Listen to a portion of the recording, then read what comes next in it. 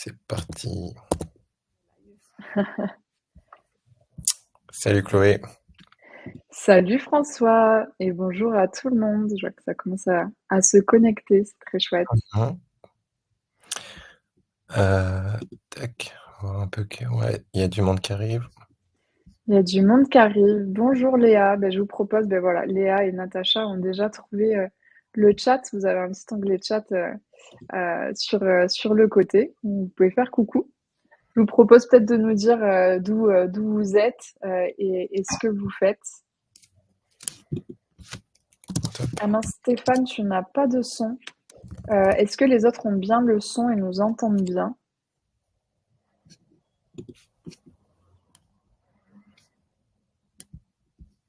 Ok, on Léa dit qu'elle a du son, donc Stéphane peut-être Ok. essaye de te reconnecter.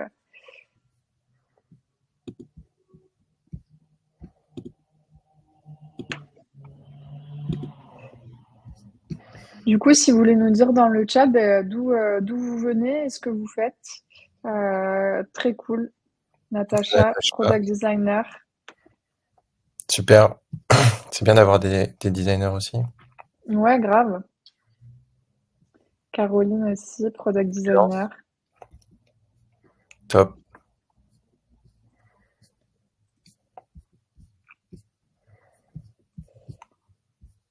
Super. On va regarder combien on a. On va attendre peut-être encore une petite minute.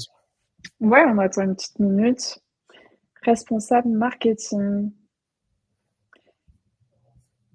Ah, une autre PMM, Louise, comme moi. Ah, Super. super Stéphane, si tu as le son. Pour vous montrer un petit peu l'outil, si vous connaissez pas, moi j'ai l'impression que tout le monde a trouvé la partie de chat. Vous avez juste à côté un onglet questions. Donc là, l'idée c'est de pouvoir poser vos questions vraiment dans cette partie-là. Et comme ça nous permettra à la fin de répondre à vos questions et de tout reprendre.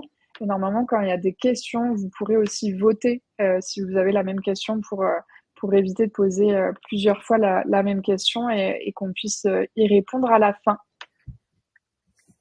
Yes. Bon, ben parfait. Peut-être On va on peut démarrer. commencer. On va démarrer, ouais. Top.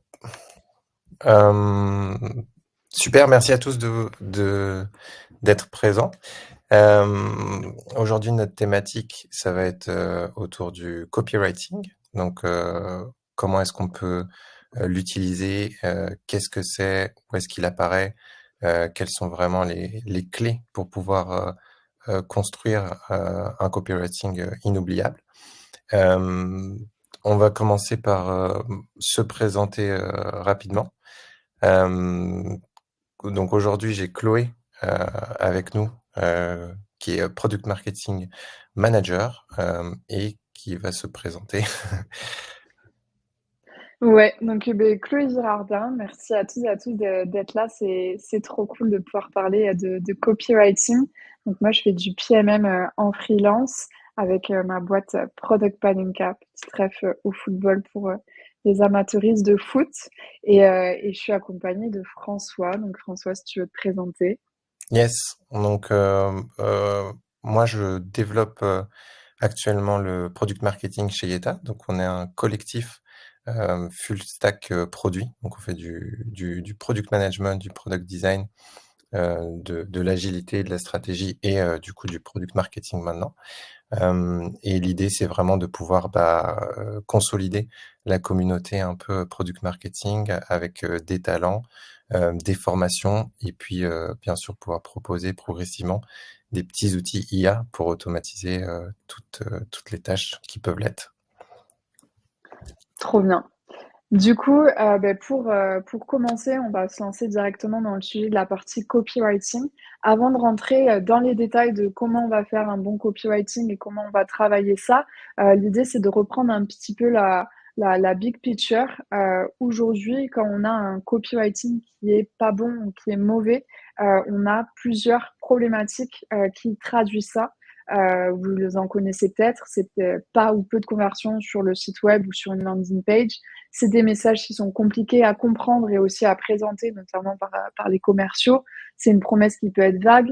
c'est un problème qui est mal identifié, trop de cibles. Donc, si on veut parler à trop de monde, on parle à personne, ou alors la cible ne voit pas la valeur du produit ou même de votre service, parce que là, on parle de la partie product, mais vous pouvez aussi être là pour parler de votre personal branding et mettre en avant vos services. Et en fait, tous ces problèmes, c'est vraiment symptomatique d'une problématique qui vient d'un copywriting qui n'est pas bon. Mais quand on parle de copywriting, le copywriting, c'est un peu le haut de l'iceberg que tout le monde voit, sauf que derrière, en dessous, il y a tout un tas de choses et ça me permet de vous montrer un petit peu les fondations pour du copywriting, parce que si le copywriting n'est pas bon et ne transforme pas, c'est que derrière, on a un positionnement et un messaging qui est évidemment pas bon aussi. Et vraiment, aujourd'hui, le copywriting, faut pas s'y atteler directement bien en tête. Faut avoir fait un travail de fondation avant, parce que un copywriting ne vaut rien sans un bon positionnement et un bon messaging. Donc, tout ce qui est la partie positionnement, le positionnement, ça va vraiment être votre boussole. Ça va définir où est le produit sur le marché, pourquoi il est unique. Et en fait, si on n'arrive pas à avoir cette différence et se différencier des autres produits, comment est-ce qu'on va expliquer ça à son audience et comment est-ce qu'on va donner à son audience envie de travailler avec nous ou de faire appel à notre service? C'est impossible. Donc, c'est vraiment la fondation obligatoire pour pouvoir passer à la suite la partie positionnement. Et sans ça, on risque d'être incomprise et donc de ne pas toucher sa cible et donc que le copywriting et toutes les choses que je vous ai évoquées juste avant viennent et soient des problèmes qu'on rencontre. Et On là-dessus, va pas... Ouais, Chloé, vas-y. un truc intéressant aussi, c'est au niveau du marché, pour le positionnement, effectivement, ça va être clé, notamment parce qu'il y a surtout beaucoup, beaucoup de concurrents et de plus en plus de concurrents très similaires qui sont dans des scopes très proches, des activités très, très proches. Et ce qui crée en fait une guerre un peu de l'attention. Donc tout le monde va être essayer de capter, essayer de trouver les choses les plus inspirantes, les plus créatives et capter l'attention.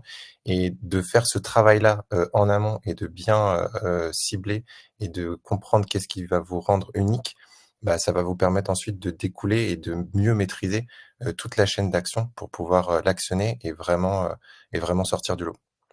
Ouais, carrément. Et du coup, je vous ai amené mon petit livre, c'est la Bible du positionnement, parce qu'aujourd'hui, on va vraiment creuser la partie copywriting. Mais si vous avez besoin d'aide ou besoin de comprendre comment faire un bon positionnement, c'est le livre Obviously Awesome de April Dunford. Si vous connaissez pas April Dunford, c'est vraiment la queen du positionnement. Et dans son livre, ce qui est trop bien, c'est qu'elle partage donc vraiment le framework pour faire toutes les étapes du positionnement. Donc l'idée, une fois qu'on a fait tout ça, ce positionnement, qui est un travail qui est assez long, mais qui est vraiment clé pour avoir les fondations pour présenter son produit ou son service, il y a la partie messaging. Le messaging, c'est vraiment le langage. On va utiliser donc son positionnement et ensuite créer son messaging pour choisir l'histoire qu'on va raconter autour de son produit. C'est à ce moment-là qu'on va choisir les mots-clés, les arguments, le ton qui vont résonner auprès de notre audience et donc transformer tout ça en une série de messages puissants et ciblés. À ce moment-là, sur la partie messaging, on va se poser des questions. Quels sont les besoins de ma cible? Quelles sont ses alternatives? Comme disait François, qu'est-ce qu'il y a sur le marché? Quels sont les concurrents? Et quelle est la maturité de ma cible face aux problèmes qu'on va résoudre? Et ça va permettre d'aller un petit peu plus loin et de créer tous les éléments pour savoir comment est-ce qu'on va parler de son produit. Et ensuite, on peut aller bosser sur la partie copywriting, mais pas avant. Vraiment, il faut avoir travaillé son positionnement, son messaging.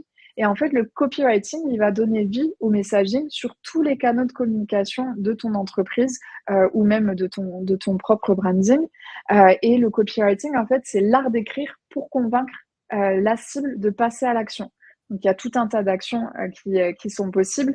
Il y a demander une démo et faire un essai gratuit du produit ou même souscrire au produit. Donc ça va dépendre de vos objectifs et des canaux sur lesquels vous communiquez et les objectifs que vous mettez en face. Et donc, toute cette partie copywriting, ça va permettre de déployer le messaging partout. Et en fait, l'idée, ça va être de varier les plaisirs parce que l'idée, c'est pas de faire du copier-coller du messaging partout, mais ça va être avoir un copywriting qui répète, qui reformule et qui renforce donc le messaging et de pouvoir proposer des variantes, présenter des phrases et des mots différents toujours pour mettre en avant la valeur du produit. Et donc toute cette partie copywriting, on va le retrouver sur tout un tas de canaux de communication. Est-ce qu'on peut dire, du coup, Chloé, que c'est vraiment, en fait, en faisant cette démarche, on crée un peu un système, une sorte de système de composants avec pas mal des outils, en fait, et des assets qu'on peut appliquer et utiliser ensuite facilement? Ouais, c'est un peu ça et du coup, beh, ça me permet de faire la transition sur un exemple, pour vous donner un peu plus pour vous donner du concret sur cette partie, messaging puis copywriting. Parce qu'aujourd'hui, donc, là, on prend l'exemple d'un produit RH. J'ai pris l'exemple de Emma Stratton. Donc là, c'est une autre, personne que je vous recommande. Elle, elle est spécialiste du messaging. Elle a écrit également un livre qui s'appelle Making Punchy et elle partage énormément de contenu sur cette partie-là, que ce soit sur LinkedIn ou dans sa newsletter qui est gratuite. Donc vraiment, je vous recommande April Dunford et Emma Stratton qui est vraiment sur la partie positioning et messaging, ce sont les expertes à suivre. Et du coup, là, sur un produit RH, on a un messaging qui est attirer plus de candidats à postuler à des offres d'emploi. Et derrière, comment ça se traduit en termes de copywriting sur les différents canaux? C'est sur la headline du site web, ça va être pré-engager les talents. Sur une ads, une publicité en ligne, ça va être plus de candidats, moins de sourcing. Sur un objet d'email, ça va être multiplié par 10 votre vivier de talents. Et donc l'idée, comme je vous disais juste avant et comme l'expliquait François, c'est vraiment d'avoir des composants qui vont donner vie à cette partie messaging et qui vont varier, mais tout en gardant la même essence et le même but et garder cette cohérence qui va vraiment connecter le tout. Parce qu'aujourd'hui, le copywriting, comme je vous disais, c'est vraiment la face qu'on voit de l'iceberg. Une fois qu'on a fait donc la partie positioning, messaging, on va pouvoir donc créer tous les assets de communication sur lesquels on va parler du produit ou de notre service.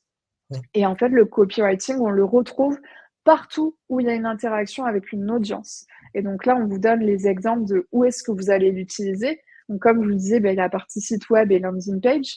Il y a ensuite toute la partie assets commerciaux. Donc là, si on est une entreprise et qu'on travaille sur un produit, ça va être les decks de vos commerciaux, ça va être des flyers et ça va être des one-pagers, donc tout ce qui vont être partagé par les commerciaux. Après, évidemment, il y a toute la partie contenu marketing, donc tout ce qui est réseaux sociaux, tout ce qui est mail, tout ce qui est blog, tout ce qui est ads.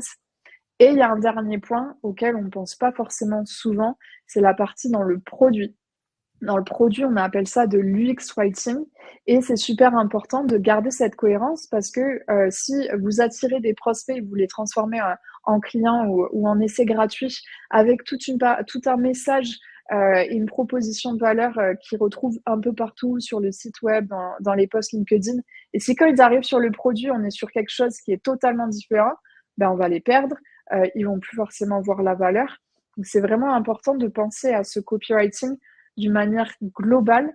Et c'est pour ça que le messaging est important parce que le copywriting, c'est peut-être pas la même personne qui va le faire selon les différents canaux de communication. Et en fait, quand on est typiquement PMM comme moi, on va créer un messaging qui sera ensuite utilisé donc par ces différentes personnes dans l'entreprise pour créer un copywriting qui sera cohérent. Donc c'est pour ça que ces étapes avant sont super importantes. Et là-dessus, Chloé, il y a une histoire aussi d'expérience de marque, c'est-à-dire de pouvoir assurer sur tous les touchpoints et de faire en sorte de renforcer et de garder en fait cette consistance sur tous les touchpoints. Ça va permettre énormément de renforcer en fait l'image et de pouvoir construire petit à petit, brique par brique, en fait cette perception chez les clients, chez les utilisateurs, qui va ensuite forger en fait dans le temps votre rétention, votre adoption. C'est vraiment ouais, faudrait le voir de cette manière-là, vraiment sous forme d'expérience de marque et le copywriting comme un élément, comme un système pour l'enrichir. À 100%, surtout qu'aujourd'hui, comme tu disais, mais en fait, il y a de plus en plus de monde, il y a de plus en plus de produits sur le marché, ou même si vous êtes freelance, il y a pas mal de freelances qui sont avec nous. L'idée, ça va vraiment être de pouvoir se démarquer et le branding devient de plus en plus important. Et comme tu disais, il faut garder cette cohérence. Et c'est pour ça que je le répète, mais je le dis, c'est hyper important de travailler le messaging parce que dans une entreprise, des personnes qui sont à la brand des personnes qui sont growth ou même des personnes qui sont UX designers Mmh. vont réutiliser ce messaging-là pour créer un copywriting. Et donc, c'est important de garder toute cette cohérence et de mettre en avant aussi cette marque et cette différence pour tout simplement se différencier par rapport à tous les concurrents qu'il y a dans le paysage. Et on sait que ça va être un élément clé, la brand, sur les prochains mois et prochaines années pour les boîtes. Ouais. Clairement. Du coup, maintenant qu'on a vu un peu la big picture, ok, quelles sont les problématiques quand on a un copywriting qui est pas ouf, quelles sont les fondations pour avoir un copywriting, où est-ce qu'on va utiliser ce copywriting, etc. L'idée, ça va être d'aller un peu plus dans le détail et de se dire, ok, le copywriting, c'est quoi? Je vous disais, donc c'est écrire pour convaincre et pour inciter à l'action. Et moi, j'ai mis une petite recette. Je me prends un petit peu pour Philippe Etchebest. Donc, ma recette du copywriting, ça va être 20% de plume, 20% de créativité, 60% de rigueur. Donc là, le truc, c'est que on pense souvent, quand on pense à l'écriture, au copywriting, qu'il faut avoir des talents d'écrivain, etc. Évidemment, des personnes qui ont une plume et qui ont de la créativité et qui écrivent souvent ont un petit avantage. Mais pour moi, le plus important dans le copywriting, c'est la rigueur.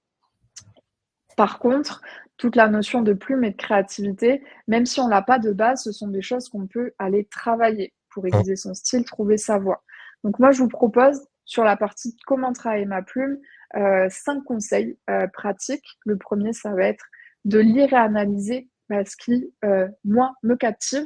Quand on tombe sur un post LinkedIn, quand on tombe sur un site web qu'on trouve génial, etc., on va se poser la question, prendre un peu de recul et regarder comment ça a été construit, se dire comment et pourquoi ça m'inspire. Et ça va permettre un petit peu de se dire, ok, moi aussi, je pourrais faire ça. Derrière, pour travailler sa plume, on va aller varier les formats et sujets d'écriture.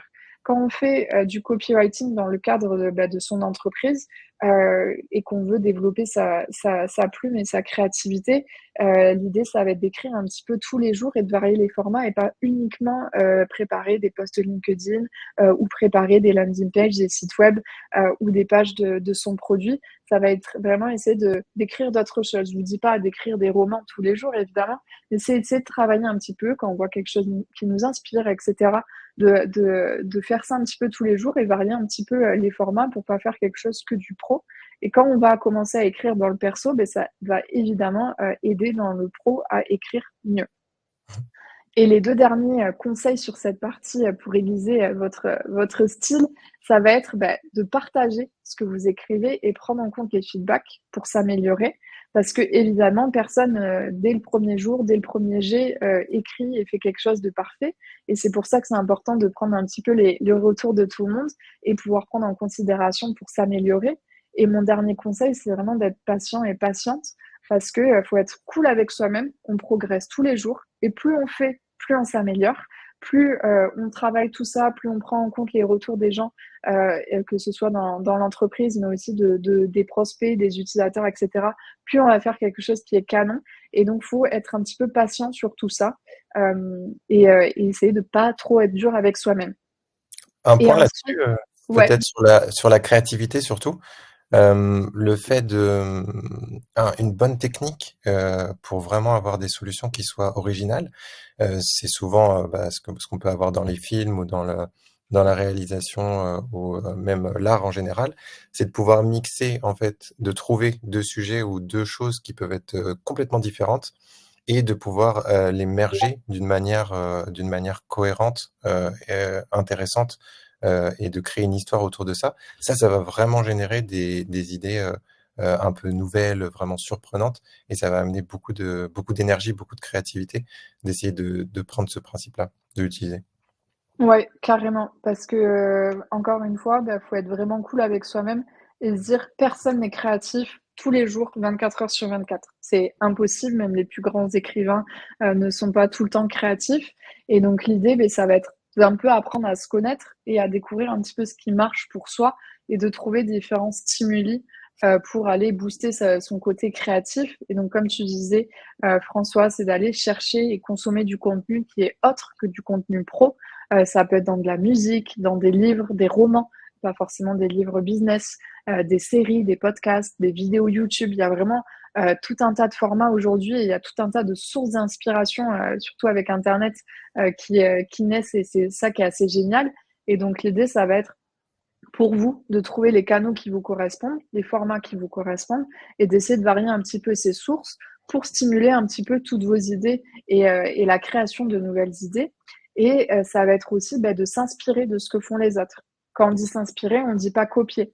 On est des milliards sur Terre, faut pas croire qu'on a une idée unique que personne n'a jamais eue. Et c'est pour ça que quand on va consommer plein de contenu, on va essayer de s'inspirer de tout ça. Et moi, ce que je vous conseille, c'est que dès que vous avez quelque chose qui vous inspire, une idée, même si c'est une bribe, hein, vous les répertoriez dans un backlog. Moi, je le fais sur Notion. Après, vous pouvez le faire sur un bloc-notes si vous préférez écrire à la main. Il faut vraiment trouver ce qui vous convient à vous. Et en fait, moi, sur mon Notion, dès que j'ai des idées ou dès que je vois des choses qui m'inspirent, des posts ou que je lis des livres, etc., je crée une nouvelle carte. Et ensuite, j'y reviens plus tard. On n'est pas obligé d'en faire quelque chose de suite, parce que comme je vous disais, on n'a pas tout le temps des grands pics de créativité et de génie. Mais avoir ce backlog, ça permet d'y retourner, de dire ah ouais, j'avais eu ça, là aujourd'hui, ça m'inspire de ouf, je vais développer cette idée et je vais travailler dessus. Et en fait, ce backlog, ça va vraiment être une réserve où on vient piocher. Donc quand l'inspiration frappe à notre porte. Et après, le dernier conseil pour stimuler sa créativité, là, vous êtes derrière votre écran et vous nous écoutez, c'est génial. Mais l'idée, ça va être de sortir de derrière son écran et vraiment de s'aérer l'esprit. Moi, ce qui fonctionne le mieux pour moi, c'est quand je vais balader mon chien Ichigo. J'ai plein d'idées et du coup, je les note sur mon téléphone. Vraiment, quand je sors de cette routine de travail où on est parfois très focus et quand on a le nez dans notre travail, on a du mal à en sortir et à avoir de nouvelles idées. Et donc là, encore une fois, un peu comme sur les contenus et les canaux qui vont vous parler et qui sont différents pour chacun et chacune, ça va être de trouver un petit peu les choses qui vous aident à vous aérer l'esprit et à stimuler votre créativité. Ça peut être donc faire du sport, ça peut être même faire une petite sieste, ça peut être faire une activité manuelle. Donc là, ça dépend des gens. Je sais qu'avec François, on partage aussi un autre moment de créativité, c'est lors de nos insomnies. Exact. Exact, ça peut être un bon moyen de trouver des idées. C'est ça. Donc, on n'est pas bizarre, hein, mais du coup, on a des insomnies et au moins on s'est rendu compte qu'on n'était pas tout seul. Et du coup, je pense que ça peut arriver à d'autres personnes. Donc, si vous aussi, pendant vos insomnies, vous avez vos meilleures idées, ou même ça peut être sous la douche. Moi, je sais que mon copain, il passe 1 heure sous la douche. Bon, désolé pour l'écologie et l'eau, mais il a tout le temps, il ressort tout le temps avec des bonnes idées. Et ça lui permet, c'est un peu sa soupape de décompression. Donc là, vraiment, pour la partie créativité, ça va être de trouver un petit peu ce qui fonctionne avec vous et d'essayer d'aller appuyer sur tout ça, varier les moments et varier les canaux de créativité. Chloé, il y a Alors, Mathilde qui posait une question. Elle voulait avoir un exemple, mais Mathilde, c'est un exemple au global sur le copywriting, un exemple de ce que ça peut donner, 20% de plume, 20% de créativité et 60% de rigueur. C'était ça que tu voyais? ouais, peut-être Mathilde, si tu peux poser ta question dans la partie questions et peut-être développer quel exemple, hyper preneuse d'avoir un peu plus de détails pour ta question. Merci. Euh, Donc bon, on va laisser Mathilde Ouais. poser sa question. Et du coup, pour finir la recette et faire des plats dignes de Philippe Etchebest. Oui, j'adore Philippe Etchebest et comme je suis bordelaise, je parle de ma référence bordelaise. Comme je disais, le plus important, c'est la partie rigueur. Euh, pour moi, donc c'est super d'avoir une belle plume, de travailler sa créativité, tout ça. Mais vraiment, la rigueur, c'est ce qui va donner de l'impact à votre copywriting.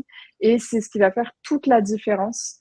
Donc, on peut avoir les meilleures idées du monde. Si on n'apporte pas un cadre et de la rigueur, ça peut être vite n'importe quoi. Et donc, sur la partie rigueur, je vous propose 9 essentiels à vous partager. Le premier point, ça va être de connaître son audience. Donc, si on a fait la partie positionnement et messaging, normalement, on a dû travailler ça et on connaît son audience. Mais quand on se lance dans du copywriting, si on écrit sans connaître la cible, c'est comme parler à un mur. Après, si vous avez envie de parler à des murs, chacun son délire. Mais bon, ça servira pas à grand chose pour avoir plus d'utilisateurs sur votre produit. Et du coup, parce que chaque mot doit résonner avec des besoins, des désirs et des freins donc de sa cible. Et donc là, l'exercice qui est hyper important, c'est de créer ces personas et de savoir comment on va parler à ces personas-là. Ensuite, on a le point d'avoir un message et un objectif par copie. Donc ça, c'est super important. Une copie efficace répond à une question ou pousse vers une action spécifique. Si on met trop de choses dedans, eh bien, on perd la personne et on risque que ça ne fonctionne pas. Donc c'est vraiment important de dire, OK, j'ai un message, une chose que je veux faire passer et non pas 10. Et derrière, il y a le fait de pouvoir simplifier et soigner les détails. Donc ça, c'est ce qui va vous permettre d'aller beaucoup plus droit au but, parce qu'aujourd'hui, la complexité, ben, tue l'intérêt. Les lecteurs, comme ils n'ont pas le temps pour avoir des textes qui sont confus, parce que comme disait François, énormément de compétition de plus en plus. Et donc, si on fait quelque chose de trop de complexe, on va perdre les gens. Et pour simplifier, on va avoir aussi besoin de structurer son texte. Donc en fonction des différents canaux, que ce soit un post LinkedIn ou une page de site web, on va structurer parce que ça va guider l'œil, ça va simplifier la compréhension. Et c'est super important, surtout sur un site web. Et donc là, l'astuce, c'est d'avoir un hook accrocheur, des sous-titres, faire des blocs de texte, ajouter des listes à puces, tout faire pour avoir quelque chose qui est structuré et qui simplifie donc la lecture et ensuite qui simplifie le fait de passer à l'action. Et donc là, on a aussi un autre point qui est important sur toute la partie rigueur, ça va être de faire de l'A/B testing. Faut pas se dire, ok, j'ai fait ça, c'est super, je lance. Il faut vraiment essayer plusieurs CTA, plusieurs hooks pour voir et identifier ce qui fonctionne ou non et améliorer les performances. Et si on n'a pas cette rigueur d'aller mesurer le taux de clic, le taux de conversion, le taux d'engagement et tester et réitérer, eh bien, on ne va pas trouver la formule qui fonctionne parce qu'il y a une formule qui fonctionnera sur un certain canal et qui ne fonctionnera pas sur un autre canal. Il faut vraiment arriver à s'adapter et prendre ce temps-là, de prendre du recul sur ce qu'on fait. Ensuite, on a toute la partie suivre des formules de copywriting. Donc ça, c'est un petit peu ce qui va vous aider à structurer donc toute votre copie. Ça va vous permettre d'avoir une trame pour raconter une histoire qui est captivante et donc encore une fois pour inciter à aller faire l'action qu'on souhaite. Et là, il y a tout un tas de formules de copywriting qui existent. La plus connue, c'est AIDA. Donc c'est attention, intérêt, désir, action. Je vais vous mettre un petit lien dans le chat où j'ai un document où je reprends les célèbres formules de copywriting pour que vous puissiez les utiliser et les retrouver. Hop. Et du coup, en fait, l'idée, ça va vraiment ça va vous aider à raconter votre histoire et avoir un cadre à votre copie. Et les deux derniers points en termes de rigueur, donc il y a le point de se fixer des deadlines. Donc ça, c'est les choses qui aident à éviter de procrastiner ou de partir dans tous les sens. Donc ça, c'est important dans le cadre, notamment si on fait du copywriting dans le cadre du travail. On peut pas mettre 6 mois à rendre la copie de la nouvelle page du site internet ou des choses comme ça. Donc c'est vraiment se fixer un cadre sur ça. Et le dernier point sur la partie rigueur, et ça me permet de faire le lien avec la slide suivante, c'est de se faire une to-do. Donc l'idée de la to-do, en fait, ça va être de pouvoir checker, une fois qu'on a fini notre copie et qu'on va faire de la relecture, checker un petit peu si on a répondu à tout. Ouais. Là-dessus, juste pour terminer sur la page précédente, est-ce que tu dirais qu'il faut adapter tous ces principes-là justement parce qu'il y a beaucoup de questions de ICP ou de entre guillemets de cibles, d'avoir plusieurs cibles, donc des utilisateurs et d'un autre côté en fait des acheteurs qui ont peut-être pas forcément les mêmes besoins ni les mêmes manières de communiquer, etc. Est-ce que tu dirais qu'il faut adapter tout ça à chaque fois pour tes différentes cibles? Comment est-ce que tu fais pour le structurer? Est-ce que tu as un gros bloc central puis ensuite tu divises pour toutes tes audiences? Ça peut être intéressant de l'expliquer. Ouais, alors ça c'est la difficulté, ouais, de jongler quand on a plusieurs audiences. Quand on est, sur plusieurs cibles ou sur plusieurs marchés, je vais prendre l'exemple d'un site internet. On va d'abord, quand on arrive sur le site, essayer de donner la grande proposition de valeur, de l'entreprise et du produit et ensuite essayer directement de séparer, en fonction des différents marchés ou des différentes cibles pour renvoyer sur des pages qui sont vraiment dédiées. Parce que, je vais vous prendre l'exemple, d'un ancien partenaire dans mon ancienne boîte. Je vais vous le donner et vous allez voir, c'est partout. Hop, partout, ils travaillent avec des petits business, mais ils travaillent aussi avec des grands networks. Et en fait, ce qu'ils proposent sur leur page d'accueil, si j'arrive à ouvrir en même temps, je vais vous donner le site et je vais peut-être partager mon écran. En fait, ce qu'ils proposent, c'est d'avoir les différents secteurs, les différents types d'entreprises et les différents types d'industries. Donc, quand on arrive sur le site, on a la proposition de valeur globale de l'entreprise, la plateforme tout en un pour votre marketing local. Et on a une présentation assez globale avec tous les éléments, tous les clients, donc les logos forts et les avis pour mettre en avant la solution. Et derrière, en fait, dans le menu, on a les différents types d'entreprises et les différents types d'industries. Et à chaque fois, pour chacun, là, sur la partie automobile, on va avoir un copywriting qui est différent que sur la partie banque et assurance parce que il n'y a pas les mêmes besoins, il y a pas les mêmes pains qui sont rencontrés.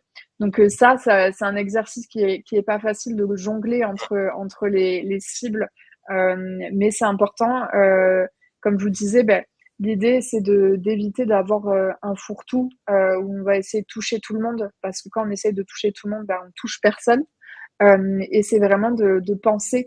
Donc là, c'est là que ça va être important d'avoir notamment des designers avec la partie marketing. C'est de penser, OK, comment on va toucher telle cible de telle manière, comment on va réussir à partager la proposition de valeur pour chacune de nos cibles sur notre site internet. Et je trouve qu'ils le font très bien. C'est un bon exemple pour partout. Et, euh, et voilà. Du coup, j'ai répondu à ta question où tu veux un peu plus de. Non, merci, c'est top, ouais. Et, et donc, ce que je vous disais, il y a la partie ensuite se faire une to-do. Donc là, ce que vous pouvez faire selon que vous travaillez, c'est que vous avez un template avec votre to-do. Et pour chaque fois que vous faites un contenu, vous allez cocher quand vous allez vous relire.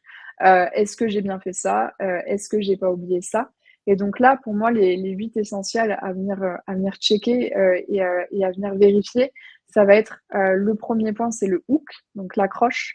Donc ça fait vraiment 90% de la réussite d'un contenu parce que si on n'accroche pas directement, si on met pas directement le doigt sur un pain, un besoin de son audience, et bien la personne ne va pas lire la suite.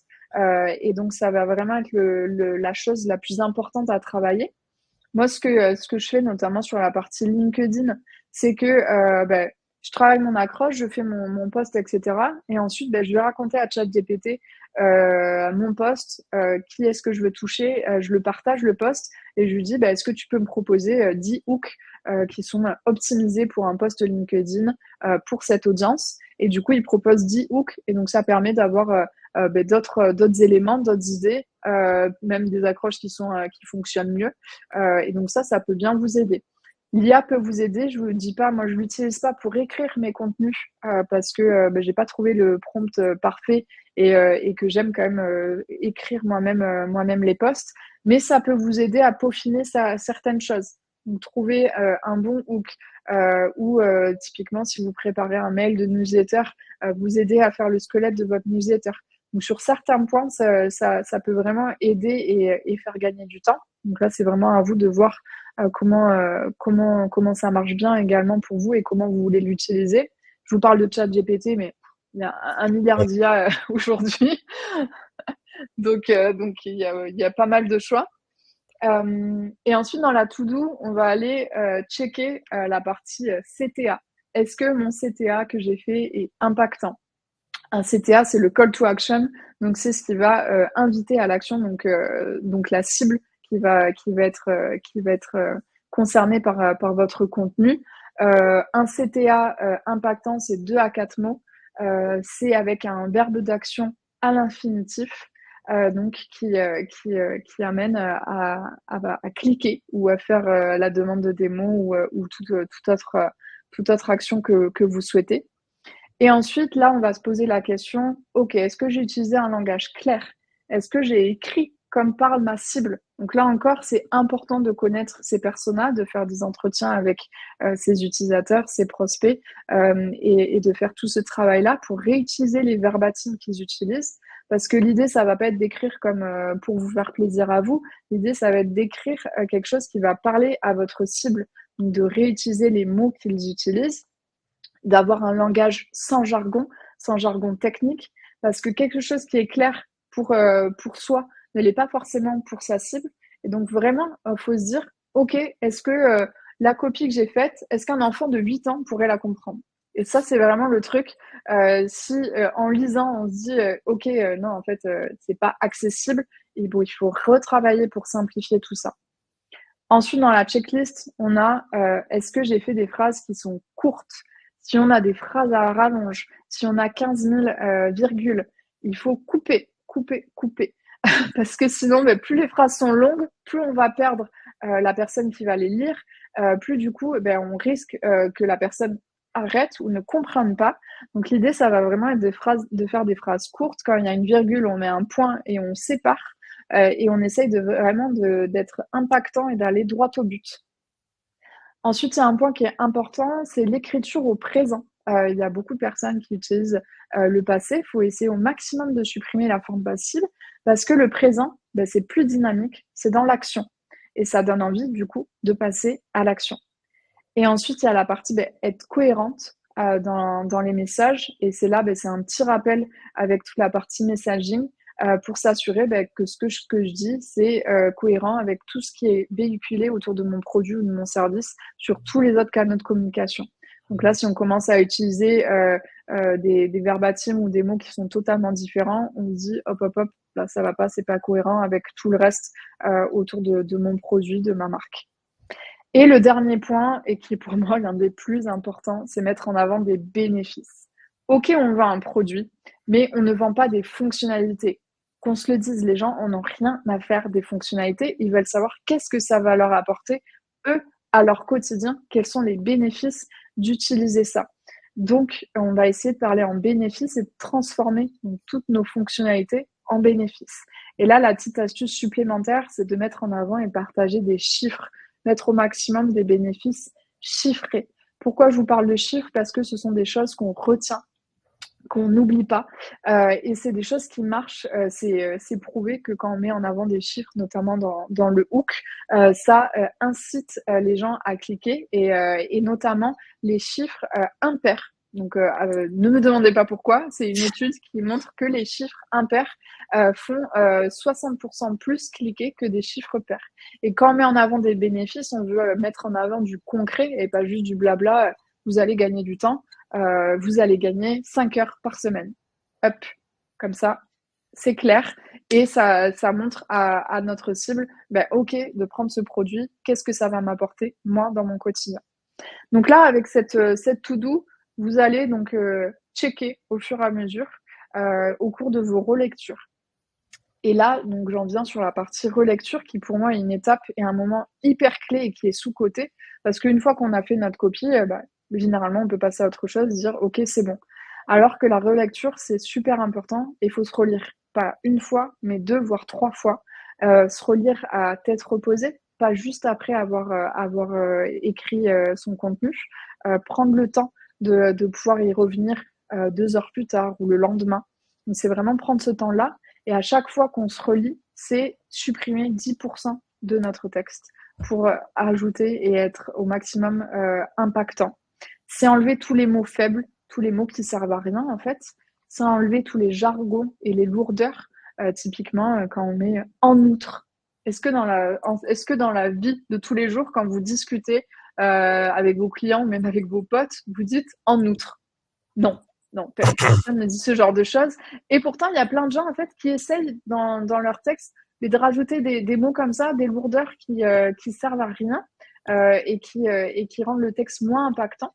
Et ça rend pas la personne plus intelligente, au contraire. Mais du coup, ça fait un contenu qui est plus lourd et moins digeste. Et Est-ce que le mot d'ordre là-dessus, Chloé, ça serait pas vraiment d'avoir un esprit, enfin essayer d'être minimaliste entre guillemets, un esprit vraiment minimaliste sur dans l'approche, dans cette manière de revoir les choses, rester le plus, ouais, le plus. ouais, ouais, franchement, bah, toutes les choses. En fait, moi, l'astuce que je pourrais donner également, c'est de se relire à haute voix. Et quand on se lit à haute voix, on se rend compte que les mots un peu ambigus, les presque, les un peu comme, les quanto, au-delà, c'est pourquoi. Tout ça, c'est des choses qu'on ne dit pas au quotidien. Et du coup, pourquoi est-ce qu'on l'écrit? Ça alourdit. Et donc, Ouais. vraiment, il faut essayer d'être le minimum crystal clear, donner de la valeur, que tous les mots aient de l'impact. Et c'est comme ça qu'on va avoir une copie qui va être vraiment efficace. Et pareil, le dernier point, c'est faire le test du et alors. Euh, Quand on relit, donc là, vous relisez à haute voix, vous mettez dans les bottes de votre audience et vous dites et alors, est-ce que ça m'intéresse? Là, ce que tu dis, ben, et alors, ben, non, j'en ai rien à faire. Ben, c'est qu'il y a un souci, c'est que ça va pas. C'est qu'il faut retravailler ça. Et ce test-là du et alors est super important pour savoir ben, si tu vas intéresser ou non ton lecteur. Si tu partages du bénéfice, typiquement, ben, si tu parles que de fonctionnalité et que tu partages pas du bénéfice, généralement, quand tu vas relire ta copie et que tu vas te dire et alors, tu vas dire ouais, et alors, non, ça va pas. Donc c'est vraiment cette partie de relecture qui est super importante pour pouvoir mettre le doigt un petit peu sur toutes ces choses qui vont pas et vraiment le faire à tête reposée parce que quand on est à fond dans un truc, au final, on est tellement dedans qu'on voit plus les petits trucs qui vont pas. Et du coup, en résumé, je voulais vous mettre un petit peu écrire un contenu, ce que tu penses ou ce que les gens pensent, c'est ah, je prends 1 ou 2 heures et ensuite je le publie, tada. Et en fait, la réalité, il y a beaucoup plus de choses. Il y a toute la partie, donc, avoir travaillé son positionnement, son messaging, identifier pour chaque contenu sa cible, son canal de communication, l'objectif du contenu, travailler toute la partie, transformer mes fonctionnalités en bénéfices, drafter un premier jet, utiliser tous les conseils et la to-do de copywriting, se relire, solliciter des feedbacks, notamment dans votre entreprise, vous partagez un sales, un customer success ou une personne de l'équipe produit pour vraiment peaufiner. Et ensuite, on publie et on va quand même faire de l'A/B testing pour tester si ça marche ou pas. Donc, c'est beaucoup plus long de travailler toute cette partie de contenu.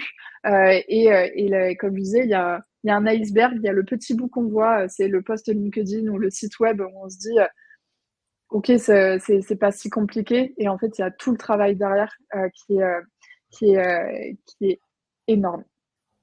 Et pour vous montrer un petit exemple, donc là sur la partie copywriting in-app, je vous montre un exemple de une phrase qu'on peut retrouver dans une application. Donc la phrase, c'est inviter un filleul sur un ou plusieurs des programmes qui vous sont proposés et maximiser vos chances d'être gratifié du montant défini sur chaque programme. Gratifié.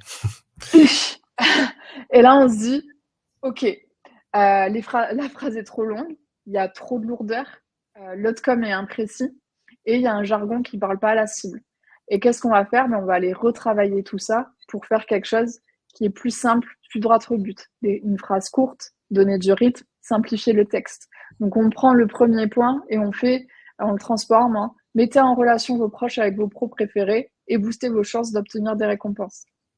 C'est un exemple, hein, il y a pas de vérité définie. Mais une fois qu'on a rechecké un petit peu tous les trucs là, tout doux, qu'on a repensé à tout ce que je vous ai partagé juste avant, on peut simplifier, enlever tout ce qui ne va pas, faire des phrases courtes, dynamiques et donner envie de passer à l'action. Et du coup, ce que je vous propose, si vous en avez envie, avec François, on s'est dit que ce serait peut-être cool de vous faire un petit exercice si vous avez envie d'appliquer un petit peu tout ce que on vous a partagé aujourd'hui. Donc là, ce que je vous partage, ça, c'est un mauvais post de lancement de produit. Donc, je vous donne la mission de le réécrire pour le rendre plus percutant et engageant. Donc, je vous mets le lien. Je vous copie le post dans le chat. Ah, j'ai atteint ma limite. Alors, je vais supprimer 2-3 trucs. J'ai toujours atteint ma limite. Je vais vous l'envoyer en plusieurs fois, du coup. Ouais, on pourrait le repartager au pire aux participants. Ça, c'est pas très. Hop. Et du coup, l'idée, ça va être, en fait, de le réécrire et de nous l'envoyer. Et donc, ça va vous permettre d'utiliser un petit peu tout ce qu'on vous a partagé aujourd'hui. Hop. Donc là, quand vous le voyez, je pense que vous voyez déjà un petit peu les choses qui vont pas. Je vous l'ai mis en plusieurs fois. Hop, on va pas pouvoir copier-coller. Ça fonctionne. C'est ça. Et du coup, l'idée, ça va être, si vous le souhaitez, si vous voulez faire l'exercice, ça va être donc de reprendre ce poste et voir un petit peu tous les points qui vont pas. Il est involontairement mauvais. Il est de personne. Hein, je tire sur personne. J'ai demandé à ChatGPT de me faire un mauvais post de lancement produit. Et pour vous teaser un petit peu sur ce qui va pas, il n'y a pas de bénéfice. Il est trop lourd, trop long. On utilise le passé. Il n'y a pas de preuves concrètes, il y a pas, le CTA est très faible. Et donc, l'exercice qu'on vous propose, c'est de faire votre version, l'améliorer avec tous les tips qu'on vous a partagés. Et ensuite de nous envoyer ça sur LinkedIn. Je vous ai remis le lien avec les structures les formules pardon, de copywriting célèbres. Dans ce document, il y a mes 11 règles d'or du copywriting et il y a aussi une partie, le storytelling par Pixar. Parce que comme tu disais, François, la partie storytelling, on peut s'inspirer de beaucoup de choses, notamment du cinéma. Et Pixar, c'est vraiment les rois pour raconter des histoires. Et donc, il y a toute cette partie, tous les différents points importants pour raconter une histoire qui ont été partagés par Pixar et que je vous ai mis dans le document. Donc ça devrait pouvoir vous aider. Top. Voilà sur tout ça. Je vous propose qu'on passe aux questions. Il y avait Euh, quelques questions. Il y avait Léo, j'ai vu, qui demandait par rapport à la relecture. Est-ce que faire relire sa copie par des tiers, est-ce que ça aide en pratique ou pas? Est-ce que vraiment il y a un avantage à faire ça? Ouais, de ouf, parce que comme je disais, parfois quand on passe beaucoup de temps sur un contenu, on n'a plus trop, on n'est plus trop objectif ou objective parce qu'on a beaucoup travaillé dessus et en fait on est tellement dedans que c'est difficile de prendre du recul. Et en fait, le partager à quelqu'un d'autre dans l'entreprise ou même si vous êtes en freelance et que vous bossez seul sur tout ça, c'est de le partager à des pairs ou même des personnes de votre entourage qui ont rien à voir avec ce que vous faites pour savoir si c'est compréhensible et vous faire des retours, parfois déceler des petites coquilles que vous n'avez pas vues, etc. Donc c'est toujours super cool de pouvoir partager ça pour avoir les retours en effet et pour être sûr de passer à côté de rien et qu'on a bien fait quelque chose de compréhensible. Il y a aussi Léa qui demandait si tu peux redonner le nom de l'autrice du livre, le Ouais, mettre dans le, du dans coup, le... c'est la partie sur le messaging, c'est Emma Stratton. Je vais vous donner hop, son site. Et du coup, elle est beaucoup sur LinkedIn et elle a sa newsletter. Hop, j'arrive. Donc là, c'est sur la partie messaging. Là, c'est son site avec son livre, si vous voulez le commander, et sa newsletter. Et elle donne plein d'exemples super concrets parce que tous ces concepts de positioning, messaging, copywriting, ils sont tous imbriqués les uns dans les autres et ils vont ensemble, mais ils sont pas toujours simples à comprendre. Et je vous remontre aussi sur la partie positioning, c'est April Dunford, je vais vous l'écrire, et c'est Obviously Awesome. Hop, je vous l'écris.